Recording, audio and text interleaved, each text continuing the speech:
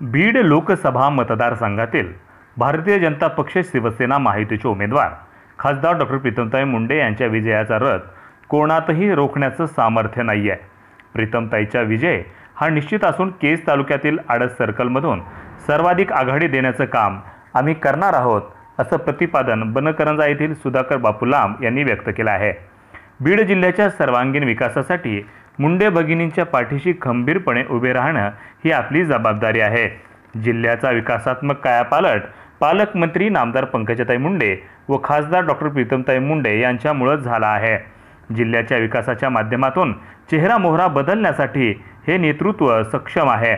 जिल्ह्यातील अनेक प्रश्न मार्गी लावण्यासोबतच वंचित उपेक्षितांचा आवाज बुलंद करण्यासाठी खासदार डॉक्टर प्रीतमताई मुंडे यांना संसदेत मोठ्या मताधिक्याने पाठवावं, असं आवाहन सुधाकर बापू लांब यांनी केलं। बीड लोकसभा निवडणुकीच्या अनुषंगानं आपला आडस जिल्हा परिषद गटामध्ये कशी तयारी आहे?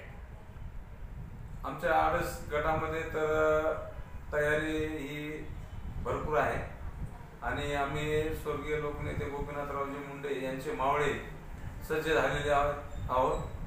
तसेच डॉक्टर सौ प्रीतमताई गोपीनाथरावजी मुंडे या सध्याच्या खासदार असून आणि पुढे भविष्यात होणाऱ्या पण त्या खासदार आहेत आणि त्यांचा जो त्यांनी मुंडे साहेबांचा राजकीय वारसा पुढे कायम चालू ठेवलेला आहे ते सर्व जनतेला मान्य आहे आणि त्या अनुषंगाने जनता ही विकासाला मत देणार आहे। विकासाचे कामं आपल्या सर्कलमध्ये आणि आपल्या गावामध्ये झालेत?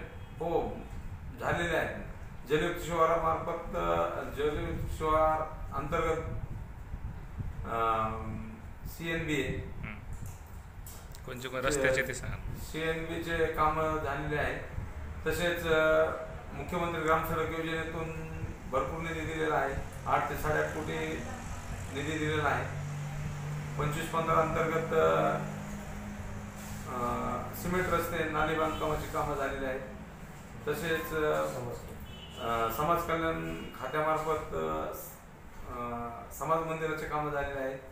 25-15 अंतर्गत सभा मंडपाची कामं झालेली आहेत। आज